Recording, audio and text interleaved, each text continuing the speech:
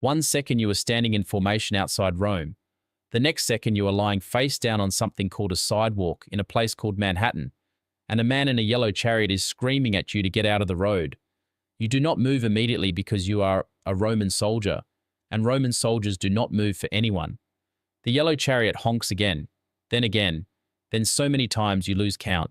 You stand up. You are wearing full lorica segmentata armor. Your gladius is at your hip. Your helmet is on your head. You have a shield. Around you, approximately 10,000 people are staring at their small glowing rectangles and not looking at you at all. This is your first lesson about the modern world. Nobody is paying attention. Part 1. The streets. You walk because walking is what soldiers do. The ground beneath your caligae, your military sandals, is unnaturally smooth.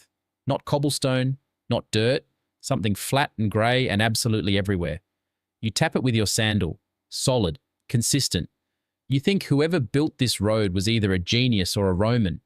You are probably right on both counts. The buildings. You stop walking and you look up, and up, and up. In Rome, the tallest building you have ever seen was the Colosseum. The Colosseum was enormous. These buildings make the Colosseum look like a small shed where someone keeps their goats. These buildings go into the clouds. You can see clouds touching the tops of them. You cannot see the tops of some of them at all.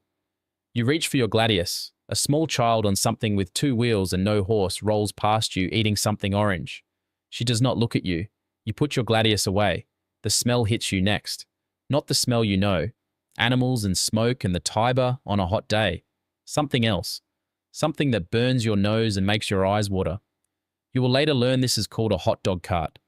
You will also later learn that hot dogs contain no dog whatsoever, and you will have mixed feelings about that.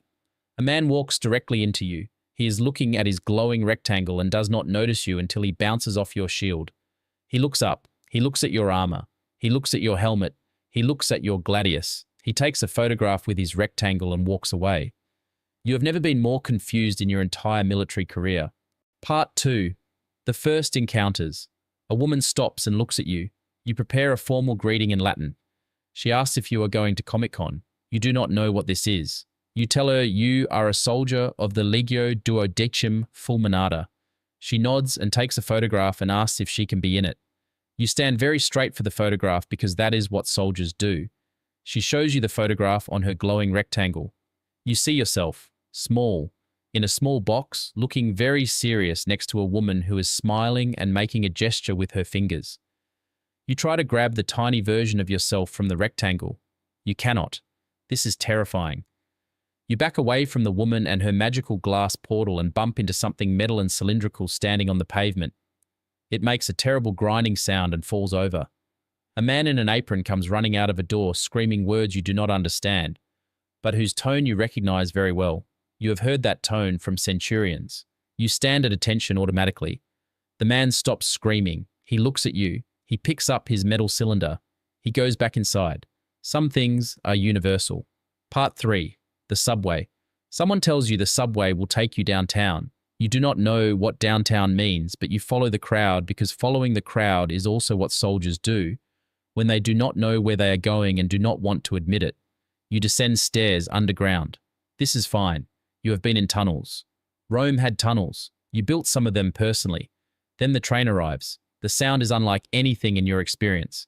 A roaring metal creature of enormous size crashes through the underground tunnel and stops. Doors open. People walk in. People walk out. Nobody is screaming. Nobody is running. Everyone looks deeply bored. A Roman soldier of 15 years' experience is deeply not bored. You get on because getting on seems to be what is happening. The doors close. The train moves. You grab the overhead pole with both hands, including the hand holding your shield, which means your shield is now horizontal and hitting 4 people around you. 3 of them are still looking at their glowing rectangles. One of them gives you a look that suggests your shield location is deeply inconvenient. You adjust the shield. You keep both hands on the pole. The train goes faster. It goes around a corner. You lean into the corner automatically the way you lean into a cavalry charge. A man beside you is asleep, standing up holding his rectangle and a coffee. You have been on campaigns for months at a time, in rain and mud and hostile territory, and you have never been able to sleep standing up. You are impressed. Part 4. Food. Someone calls this place a pizza restaurant and tells you to sit down. You sit. You are given a large, flat circle of bread with red sauce and melted white substance on top. In Rome, you have eaten bread. You have eaten sauce. You have eaten cheese. This is different. You take one bite. You take another bite. You eat the entire thing in approximately 4 minutes. The person across from you who ordered the same pizza has eaten one slice and is putting the rest in a flat box to take home. You look at this person. You look at the remaining 7 slices. You point at the box. You look at the person. The person slides the box toward you. You eat those too. The waiter brings a thing called a Coca-Cola. You drink it. The bubbles go up your nose. You stand up immediately with your gladius in your hand, ready for whatever is attacking your nose from the inside. The restaurant goes very quiet. The waiter holds his hands up. You realize nothing is attacking you. You sit back down. You drink the rest of the Coca-Cola very slowly and carefully, with one hand on the gladius just in case. Part 5. Technology. The glowing rectangles are everywhere. Everyone has one. Children have them. Old people have them. Dogs being walked by their owners have owners with them. The rectangles glow. They make sounds. People talk to them. The rectangles talk back. This is clearly sorcery. You are a Roman soldier and Roman soldiers do not retreat from sorcery. You approach a man who is talking to his rectangle and demand to know what demon lives inside it. The man looks at you.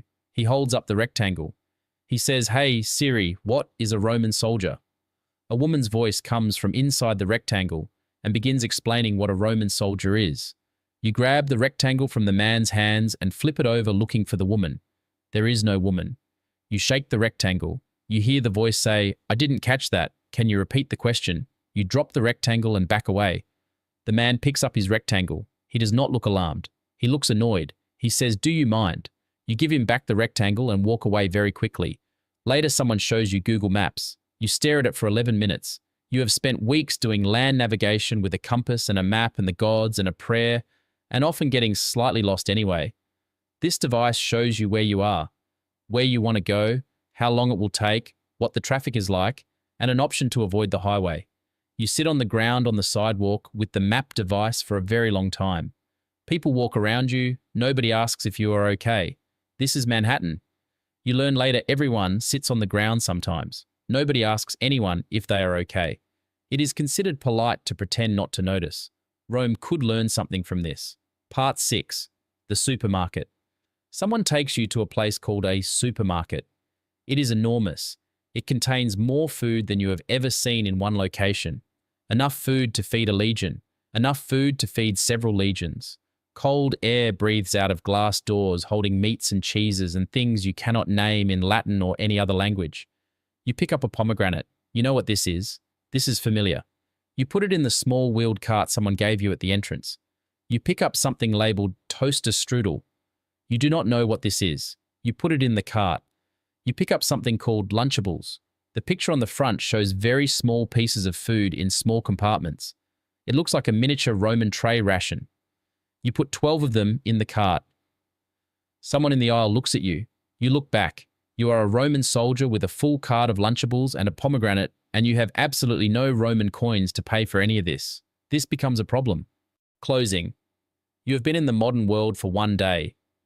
In that one day, you have been honked at by 12 yellow chariots, photographed by 47 strangers, almost stabbed someone over a Coca-Cola bubble, lost a fight with a revolving door, accidentally set off a car alarm with your shield that you thought was a battle horn calling troops to formation, eaten 3 full pizzas, and spent 20 minutes on the subway going the wrong direction because downtown is not the same as south. You are a soldier of Rome. You have marched through Gaul. You have held the line in Germania. You have built roads and bridges and walls and forts across the known world. Manhattan is the hardest thing you have ever encountered. But the pizza is worth it. You find a bench in something called Central Park. You sit down. There is a man beside you feeding small birds called pigeons. In Rome you have seen eagles and hawks, and the birds of augury that told the future. These birds are grey and fat and want his sandwich. He gives them some. You watch this for a while. It is very quiet for the middle of a city that never stops making noise. You pull out a piece of paper someone gave you with drawings of the buildings around the park. You look at the buildings. You look at the paper. For the first time since you arrived, you do not reach for your gladius. You just look. Rome was the greatest city in the world. Was.